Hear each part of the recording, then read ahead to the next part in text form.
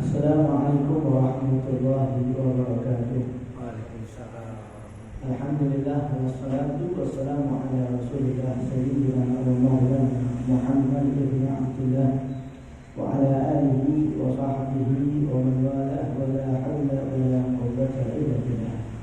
Subhanaka la ilma lana illa ma 'allamtana innaka antal alimul hakim. Rabbi shrah li sadri wa yassir li amri wahlul 'uqdatam min lisani yafqahu qawli. Amma hadirin rahmatullah, alhamdulillah segala puji dan syukur kepada Allah yang telah mengumpulkan kita kembali di rumah Allah Subhanahu wa taala untuk mendekatkan diri kepada Allah. Dan hadirnya kita di masjid adalah bukti bahwasanya dengan inginnya kita mendekat kepada Allah, sejatinya adalah Allah yang lebih ingin untuk mendekat kepada kita. Karena kemampuan kita untuk bisa mendekat kepada Allah adalah berasal dari Allah. Kalau Allah tidak kasih itu kemampuan, maka kita tidak akan mampu. Kalau Allah tidak kasih kekuatan untuk kita datang di masjid ini, maka kita tidak akan datang di masjid. Maka maknanya datangnya kita di masjid untuk melakukan ibadah adalah anugerah dari Allah Subhanahu wa taala, yang dengan kata lain Allah yang menginginkan kita untuk dekat kepada Allah. Maka atas nikmat ini kita memuji dan bersyukur kepada Allah Subhanahu wa taala. Alhamdulillah ya rabbil alamin.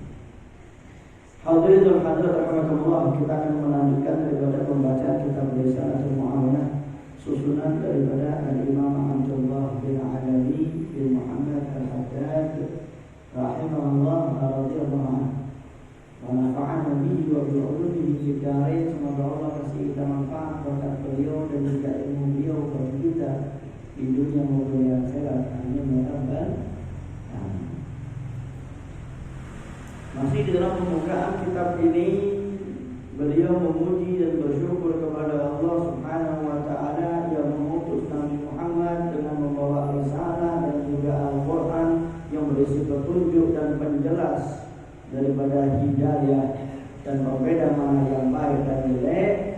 Dan juga di dalam Al-Qur'an terdapat syariat yang Allah syariatkan bagi Rasulullah dan juga bagi umat Rasulullah, yang sebagaimana pernah diwasiatkan oleh Nabi Nuh, diwasiatkan Nabi Ibrahim, Nabi Musa, Nabi Isa, dan juga mereka para nabi dan mereka para Rasul Allah Subhanahu wa taala.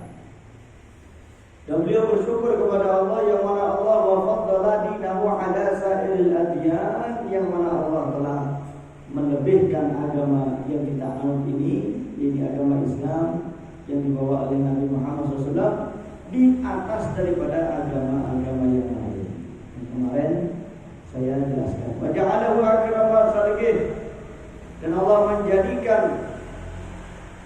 ini Allah jadikan Nabi Muhammad adalah ciptaan Allah yang paling mulia. Wa ja'ala ummatahu khairal ummah, dan Allah jadikan umat Nabi Muhammad adalah umat yang terbaik.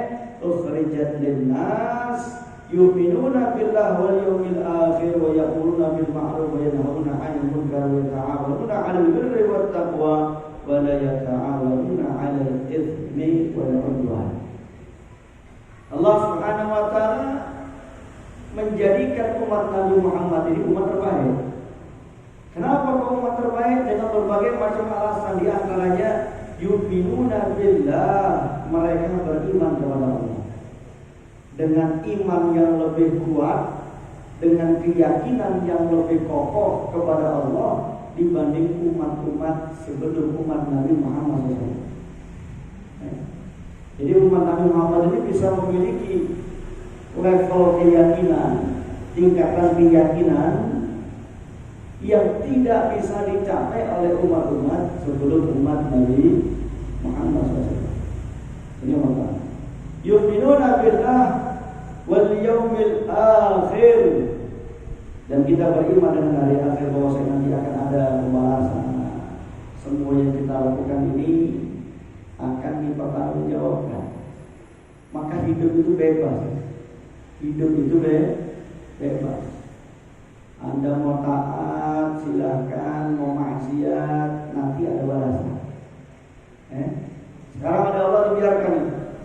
Apalagi umat Nabi Muhammad SAW yang Allah paling rahmat. Kalau umat terdahulu itu maksiat hukumannya cepat. Tapi untuk umat Nabi Muhammad kalau maksiat ditunda oleh Allah hukuman. Ditunggu kapan mereka bertobat kepada Allah Subhanahu wa taala. Ini rahmatnya Allah lebih banyak kepada umat Nabi Muhammad SAW dibanding kepada umat-umat sebelumnya. Ditunda oleh Allah. Maka kita ini dipersilahkan, mau taat boleh, mau maksiat silahkan. Tapi ingat, semua akan ada pada man ya'mal mithqala dzarratin khairan yarah wa man ya'mal mithqala dzarratin syarran yarah. Kita ini melakukan kebaikan walaupun kecil nanti ada balasan, apalagi kebaikan yang besar. Dan kalau kita berbuat salah, kejelekan walaupun kecil tetap nanti akan kita lihat hasilnya. Ya roh, dia akan melihat kepada Allah Subhanahu wa taala. Dibebaskan. Ya, dibebaskan, tapi ingat semua ada pada. Dan setiap yang Allah karuniakan kepada kita untuk kita pimpin nanti bakal diminta tanggung jawab. Kata Rasulullah SAW, beliau bersabda, kullukum ra'in wa kullukum mas'ulun an ra'iyati.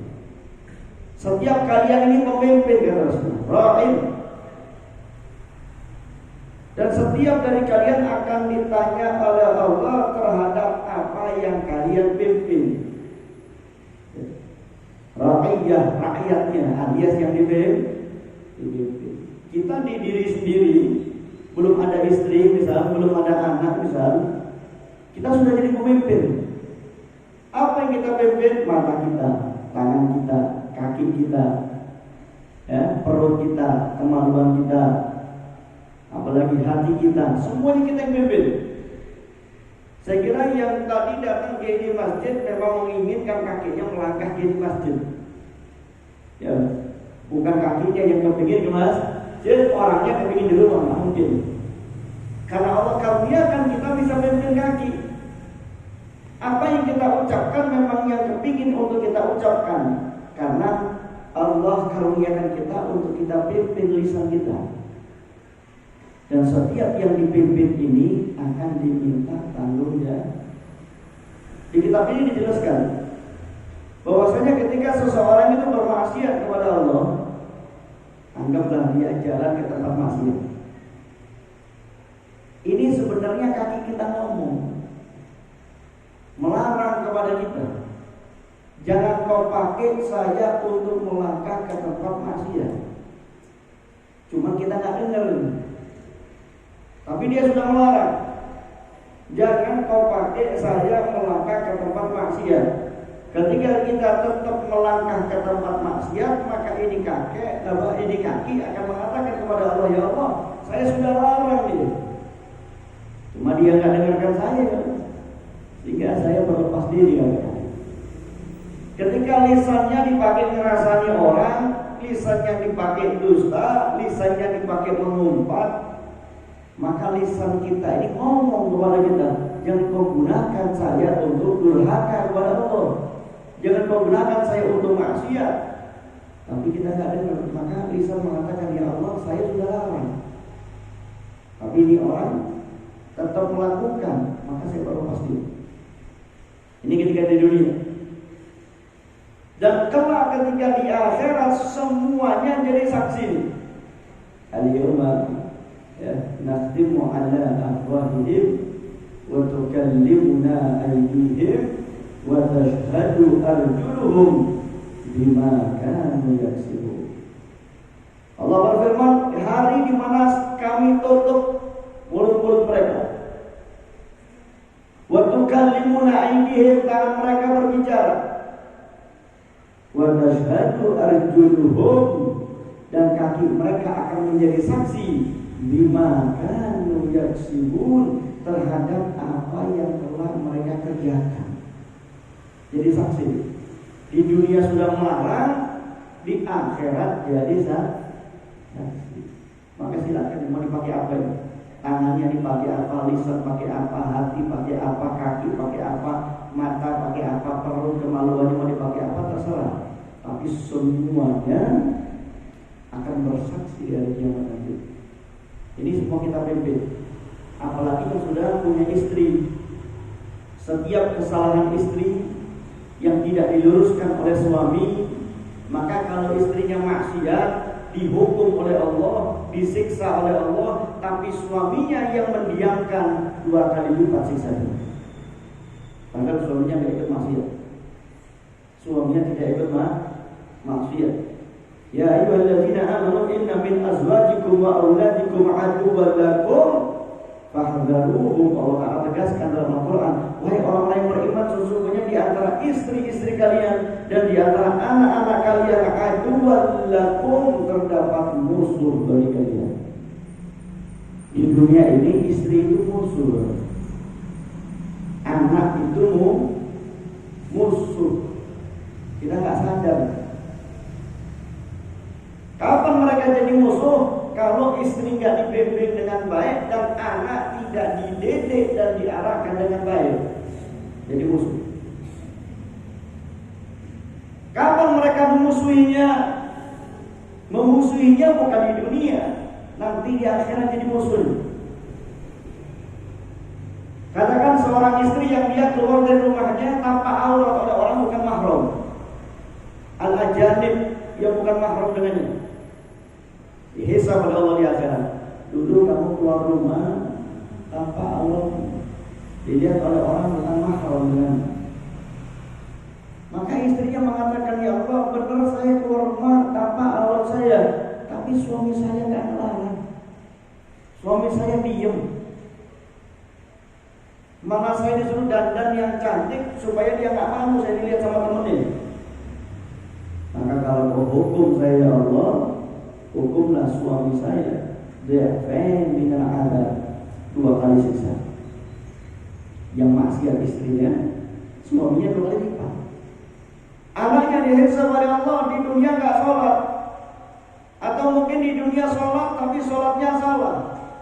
Dihisab oleh Allah, anak tadi mengatakan, ya Allah saya nggak sholat, tapi bapak saya nggak pernah peduli. Ya Allah saya sholat saya salah. Ayah saya nggak pernah ngetes sholat saya benar atau salah. Walaupun ini anak sudah masuk pondok, walaupun ini anak sudah didatangkan ustaz, walaupun ini anak sudah dimasukkan TPQ, tapi nggak pernah dites ini sudah benar atau belum ini. Maka kalau hukum saya Allah, kata itu anak, hukumlah ayah saya dhi'fain yang ada, 2 kali siksa. Yang nggak sholat anaknya dapat siksa, orang tuanya 2 kali lipat ayahnya. Maka ini Allah katakan, ya ayyuhalladzina amanu inna min azwajikum wa auladikum aduwwan lakum, musuh bagi kalian, istri dan anak. Fahdharuhum, hati-hati kalian dari mereka. Maka melihat istri itu bayangkan, jangan sampai ini jadi pemberat di akhirat. Melihat anak bayangkan, jangan sampai jadi pemberat. Jangan sampai Anda dengan ibadah yang Anda amalkan, dengan amal soleh yang Anda perbuat, masuk dalam surga. Sudah di surga ditarik sama istrinya, sudah di surga ditarik sama anaknya, lantaran meminta pertanggungjawaban daripada suami dan ayahnya. Rahim mas'ulun an ra'iyati. Setiap pemimpin akan ditanya. Istri dipimpin, anak dipimpin. Ya walaupun zaman sekarang ini kadang istri lebih galak dari suami. Ini zaman sekarang kayaknya yang mimpin di rumah itu bukan suami, yang mimpin istri. Dikedak titik, bingung bosannya gimana. Digertak sedikit suaminya takut. Tanggal 1 dilekno, Pak, tanggal 1 lho, Pak. Gajinya sampai ini. Nah, ini fenomena zaman sekarang. Kalau sudah tanggal 1, kayaknya suami itu wajib nyetor semua gaji di istri. Nanti kalau suaminya mau keluar kok, mau ngopi, ya lu tulisan. Tak metu, ya dosa. Ini tanda-tanda kiamat ini. Ini masuk akhir zaman. Dan ini tidak dibenarkan dalam Islam. Bukan berarti ngasih ke istri semua istri yang atur itu salah, cuma power Anda berkurang. Kan nggak ngajar jelek, ini ngajar baik. Nggak ngajar jelek, ngajar baik. Karena jangan sampai wibawa suami itu jatuh. Bukan berarti istri diinjak-injak, bukan. Tapi kalau wibawa suami jatuh, itu justru menyesatkan istri. Kenapa kalau sampai istri tidak memandang suami dengan pandangan wibawa, maka istri akan meremehkan suami. Kalau sudah begitu, ini istri dididik oleh suaminya untuk durhaka kepadanya. Jadi waktu ada uang belanja berikan. Sekarang kalau bayangkan, yang namanya manusia itu pasti punya iri hati, pasti punya cemburu. Giliran yang ayah, yang suami ingin ngasih orang tuanya sendiri, ya pasti namanya istri, Pak, masuk uang tua sampean, uang tua dulu kasih juga. Tapi akan selalu jadi perbandingan itu. Ketika Anda membantu orang lain membutuhkan, kasih uang di istri, otomatis harus tanya dulu ke istrinya, sampai membantu siapa, Pak? Itu apa tuh cash dia sama. Gak usah. Nah, ini repot ya. Ini repot. Maka harus ini dikontrol oleh suami. Tujuannya apa? Untuk menjadikan istri ya, yang taat kepada suami. Nah, kalau sudah begini, maka rumah tangga jalan dengan enak. Bukan berarti suaminya zalim, tapi mendidik istri dengan baik, supaya jangan sampai di akhirat nanti narik suaminya yang sudah di surga ditarik masuk dalam neraka. Yu'minuna billahi wal yawmil akhir wa ya'muruna bil ma'ruf wa yanhauna 'anil munkar. Allah Subhanahu wa taala mengangkat umat Nabi Muhammad SAW menjadi umat yang terbaik, salah satu di antaranya karena mereka senantiasa amar ma'ruf nahi munkar. Amar ma'ruf insya Allah sampai kapanpun jalan. Nahi munkar ini malah ke belakang, malah hina. Kalau amar ma'ruf banyak, dari penceramah yang menerangkan tentang ngajakan zikir, ajakan sholat, banyak. Tapi kalau cari ulama yang dia memperjuangkan menghilangkan kemungkaran, ini tambah lama tambah hilang.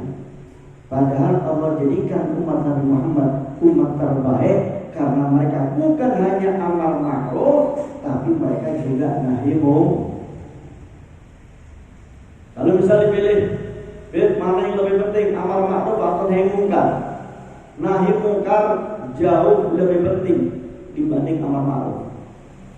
melarang orang maksiat itu lebih dipentingkan dibanding mengajak orang taat. Mencegah orang berbuat judi itu lebih diutamakan dibanding ngajak orang untuk sholat. Nahi munkar lebih penting. Karena kalau kemungkaran merajalela, musibah bakal datang. Kalau maksiat itu di mana-mana, maka bala akan turun. Karena tidak ada orang yang nahi munkar. Yang dia melihat kemungkaran ikut dihukum oleh Allah. Dia melihat kemungkaran ikut dihukum. Di zaman Bani Israel, Allah Subhanahu wa taala memberikan syariat. Dilarang cari ikan hari Jumat. Awalnya Jumat. Bani Israel ini tukang niku. Diniku nanti.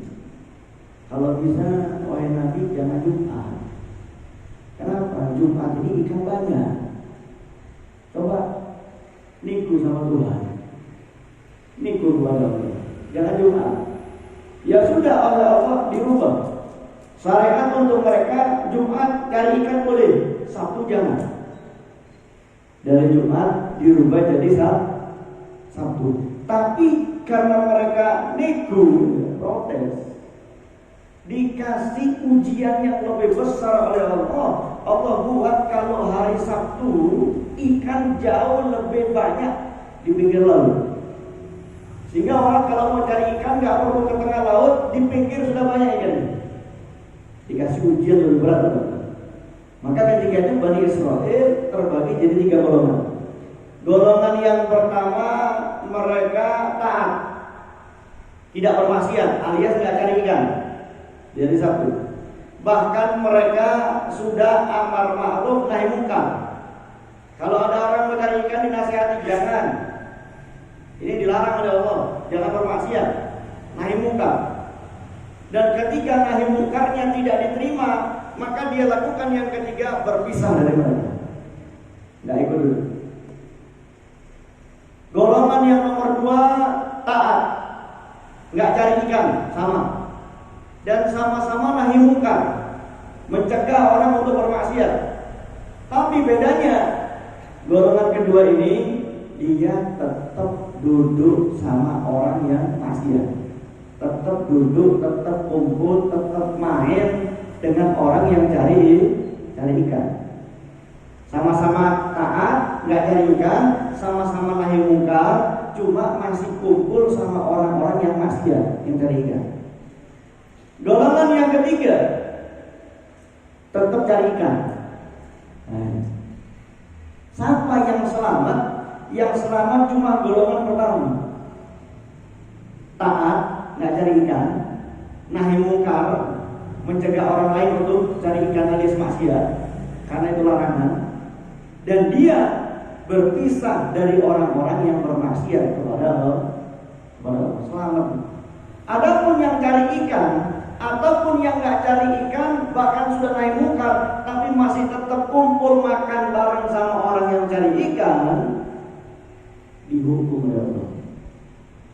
Padahal sudah naik munkar ini, tapi masih kumpul sama ahli maksiat. Dihukum 2 golongan yang kedua dan ketiga ini, Allah serupakan wajahnya menjadi seperti kerang. Umat Bani Israel. Allah Ta'ala berfirman, "Wa takum minkum ummatun yad'una ila al-khair wa ya'muruna bil ma'ruf wa yanhauna 'anil munkar ulaika humul muflihun." Ini perintah dari Allah, "Wa takum minkum," dan adalah di antara kalian ummatun, umat, sekelompok orang, ya'muruna bil ma'ruf, yang mereka senantiasa amar ma'ruf, wa yanhauna 'anil munkar, mereka senantiasa mencegah kemungkaran. Wa ta'tubu yad'una ilal khair, mengajak orang baik, melakukan amar ma'ruf, melakukan nahi munkar. Ulaika humul muflihun.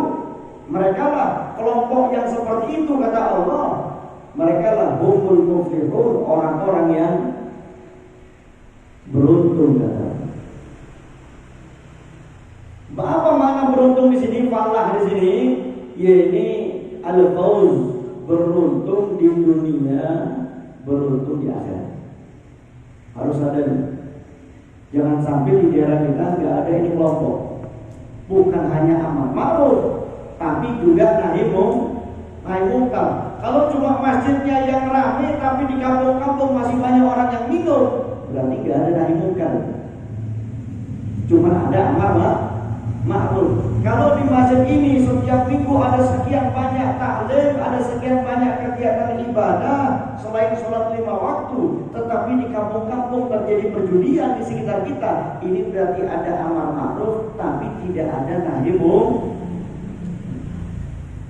Ini bahaya, balak turun. Walaupun masjidnya ramai, walaupun banyak kegiatannya, walaupun banyak yang sholat, tapi munkar jalan. Ini bahaya. Allah sudah perintahkan harus ada sekelompok orang. Wa takum minkum ummatun yad'una ilal khair. Bahkan kalau kita ingin mengukur iman kita, diukurnya bukan berapa banyak rakaat kita sholat, bukan diukur berapa banyak baca Al-Quran, tapi diukur seberapa besar Anda membenci kemungkaran dan seberapa besar usaha Anda untuk menghilangkan kemungkaran. Ini ukuran tinggi rendahnya keimanan. Dari mana dasarnya Rasulullah SAW beliau bersabda, "Man ra'a minkum munkaran falyughayyirhu biyadihi, wa illam yastati' fa bilisanihi, wa illam yastati' fa biqalbihi, wa huwa adhaful iman." Kata Rasulullah, kalau di antara kalian kita melihat kemungkaran, ada perjudian, ada pesta miras, ataupun praktek-praktek maksiat yang lain, perzinahan dan lain sebagainya, maka hendaklah kalian hilangkan, kalian rubah, kata Rasulullah. Dengan apa? Kalau sanggup biadih, dengan tanganmu. Mana tangan banyak loh. Kalau mereka wali kota bikin kebijakan, mereka anggota legislatif bikin aturan, ini dengan tangan. Khususnya kalau saya hubungkan kepada mereka para pemimpin akan ditanya terhadap yang dipimpin, yang punya istri mimpin istrinya, punya anak mimpin anaknya, yang jadi RT mimpin RT-nya. Kalau ada yang maksiat di RT-nya, miras dibiarkan, RT-nya nanggung semua dosanya. Yang mabuk di kampungnya nanti disiksa oleh Allah, RT-nya 2 kali lipat siksanya. Kalau yang mabuk 10 orang berarti siksanya 20 kali. Pemimpin tak gampang. RW lebih banyak yang dipimpin. Makanya pemimpin yang adil itu fadilahnya besar. Tapi ingat, kenapa fadilahnya besar? Karena tanggung jawabnya lebih besar. Orang kalau cuma pedagang eceran untung sedikit, Pak. Modalnya juga dikit, resiko juga dikit, tapi untung dikit. Tapi mereka yang punya pabrik, mereka punya perusahaan, modalnya lebih besar, untungnya lebih besar, tapi ingat resikonya lebih besar. Pemimpin juga demikian. Yang mimpin nggak bisa bikin kebijakan, mending nggak usah mimpin. Makanya mereka orang-orang dulu kalau dipilih jadi pemimpin takut. Kalau saya salah ingatkan. Kalau sekarang kan cuma ngomongan seperti itu kalau waktu nyalon. Kalau udah nyalon beda lagi. Jadi jabatan sekarang ini bukan orang itu dimajukan, tapi orang memajukan dirinya. Padahal itu cari bahaya. RT saja tanggung jawab orang satu RT. Ada di RT itu orang susah makan, ditanya oleh Allah, kok bisa susah makan itu? Ada di RT itu orang minum, kelihatan di kampung RT-nya diem, takut RT-nya dihukum nanti 2 kali lipat RT.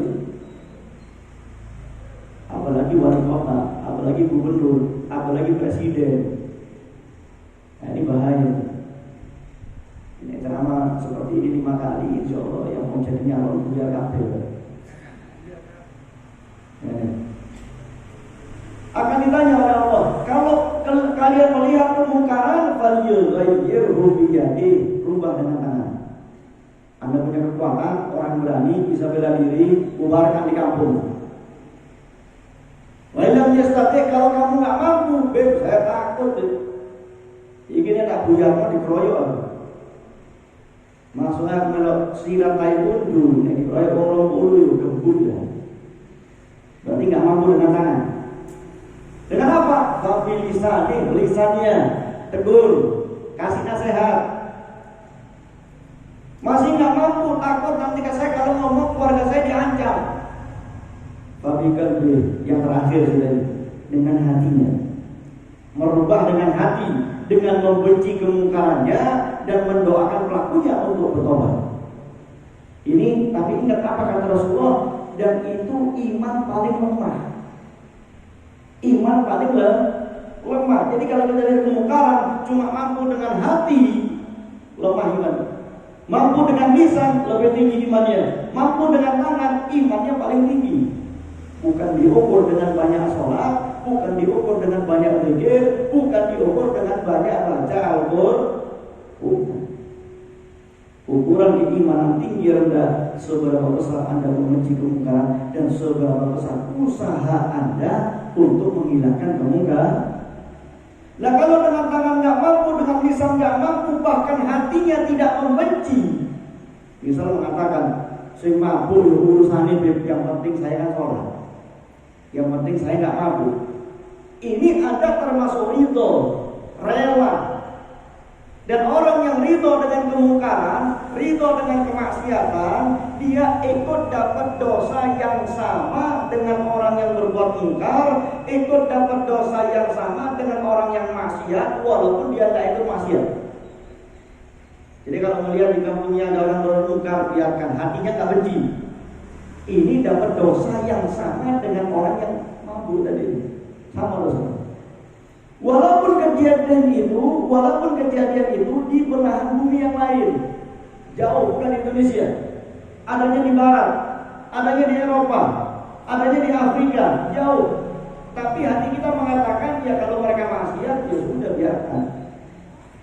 Pada tugas kita ini bagaimana kita membenci kemungkaran, ingin merubah kemungkaran minimal dengan hati, dan ingat itu iman paling lemah. Kalau sudah hatinya nggak membenci, maka nggak tersisa iman di hatinya. Walaupun tiap hari sholat nggak punya iman, walaupun tiap hari hatam Al-Quran nggak punya iman, karena selemah-lemahnya iman, dia benci kemungkaran minimal dengan hati. Maka harus ada juga sekelompok umat amar ma'ruf nahi munkar. Kalau cari ulama, ya kalau cari penceramah model kayak saya cuma berani amar ma'ruf banyak, nggak kurang itu. Tapi ada nggak di sekitar kita yang berani nahi munkar? Ini yang susah. Kenapa? Resikonya besar. Dirinya terancam, keluarganya terancam, anak-anaknya terancam. Padahal kalau nggak ada yang seperti ini, balap pada datang. Walaupun masjidnya ramai. Jangan jadikan ukuran masjid ramai berarti aman. Enggak, jadikan ukuran ada kemungkaran nggak di sana. Ada kemungkaran, bah. Yang repot sekarang kalau ada kelompok umat yang berani nahi munkar. Kita nggak berani. Saya jujur dengan ucapan saya katakan saya nggak berani. Dengan tangan saya nggak mampu, dengan lisan saya cuma berani di masjid. Kalau di depan yang mampu, adakan nggak berani. Berarti iman masih lemah. Tapi kalau ada orang yang berani maju untuk nahi munkar, minimal saya doakan sebagai kelompok ini eksis untuk bisa membuyarkan daripada semua kemungkaran, tentunya dengan aturan-aturan yang ada. Maju ke RT naik RW, naik ke lurah, ke polisi, dengan aturan yang ada, bukan dengan main hakim sendiri. Tapi maaf, ketika semua jalur sudah Anda lewati, di sekitar Anda ada diskotik, banyak orang mabuk, banyak orang zina di sana. semua jalur sudah Anda ikuti, kemudian kita masih diam tidak melakukan apa-apa, maka ketika di diskotik itu turun bala, rumah Anda dekat sana, satu wilayah kena bala. Satu wilayah kena bala. Maka kita ingin bertanya, alhamdulillah bulan Maulid ini nggak ada bencana. Tapi coba lihat ke belakang kemarin, tsunami baru datang belum selesai, gempa tempat lain, banjir tempat lain. Kok kayaknya ini bencana nggak pernah berhenti ya? Karena ibarat bak mandi, bak penampung air, kita buka keran, cari galang dana untuk bantuan. Dibuka kerannya, dananya banyak yang ngalir, deras airnya, tapi bak nggak pernah penuh. Kenapa? Lubang di bawah nggak ditutup. Bak mandi ada lubangnya di bawah, bawahnya bocor. Jadi seberapa banyak air yang ngalir nggak akan bisa memenuhi bak air. Kenapa? Karena bawahnya ada lubang yang menganga di sana. Apa lubang ini? Kita cuma galang dana kasih bantuan, tapi maksiat nggak pernah dihilangkan. Lubang besar selalu ada. Kemaksiatan masih ada, maka bencana akan selalu datang. Nah ini perlu. Waltakum minkum ummatun yad'una ilal khair wa ya'muruna bil ma'ruf wa yanhauna 'anil munkar. Sekarang kalau sudah ada kelompok umat, sudah ada ulama, sudah ada kiai yang berani untuk nahi munkar, terkadang ulama yang lain yang enggak berani, ustadz yang lain yang takut, kiai yang lain yang enggak punya kemampuan, bukan malah dukung, malah mencela. Nah, ini akhir zaman. Ada ulama, ada kiai yang berani nahi munkar, justru malah dikerdilkan oleh ulama lain yang dia tidak berani. Dikatakan, oh itu begini, salah, begini. Nah ini, kalau sudah begini, bencana bakal selalu ada. Kata pada Allah, angkat umat ini, umat Nabi Muhammad menjadi umat yang terbaik. Salah satu di antaranya karena ini umat selalu melakukan amar ma'ruf nahi munkar. Perlu dipahami, menghindari maksiat itu pahalanya jauh lebih besar dibanding melakukan taat. Maka termasuk mencegah maksiat itu pahalanya jauh lebih besar dibanding ngajak orang lain untuk taat. Karena gambarannya orang yang dia melakukan banyak ibadah tapi tidak bisa berhenti dari maksiat, seperti orang bangun istana tapi tepi jurang. Dibangun itu temboknya, ya dihiasi permata, dihiasi dengan emas, dihiasi dengan perak, tapi tepi jurang. Begitu goyang itu tanah, longsor istananya hancur.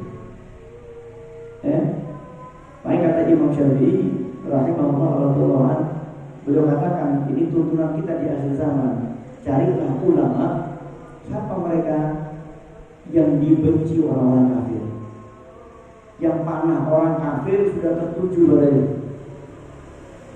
Karena semakin ditakuti oleh orang kafir, ini berarti ulama ini semakin menegakkan syariat Allah Subhanahu wa ta'ala. Amar ma'ruf, tapi yang lebih penting adalah nahi munkar. Semoga Allah Subhanahu wa ta'ala menjaga lingkungan kita, khususnya di keluarga kita, daripada segala bentuk maksiat kepada Allah Subhanahu wa ta'ala.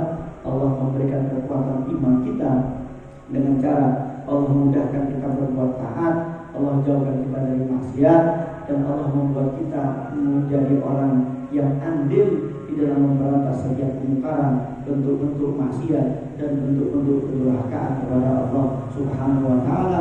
Maka dengan itu Allah jadikan negeri kita adalah baldatun thayyibatun wa rabbun ghafur. Selama ada yang nahi munkar, insyaallah negeri ini akan aman. Amin ya rabbal alamin. Allah menjadikan jamaah hadza jamaah marhuman wa tafarraquna min ba'dina farqan mahsuban wa la taj'al wa la amana wa la fina syaqiyan wa la mahruman wa la mahmuda. Allahumma ajirna min al-ghayr darar wa badina min al-ghayr darar. Allahumma ajirna min al-ghayr ibtila wa badina min al-ghayr ibtila. Allahumma rzuqna min al-'uquli awfaraha wa min al-adhan asfaha wa ومن الأعمال أزكاها ومن الأخلاق أطيبها ومن الأرزاق جزاها ومن العافية أكملها ومن الدنيا خيرها ومن الآخرة نعيمها وصلى الله على سيدنا محمد وآله وسلم. Sekian yang saya sampaikan. Maaf atas salah ucap dan sikap saya. Wassalamualaikum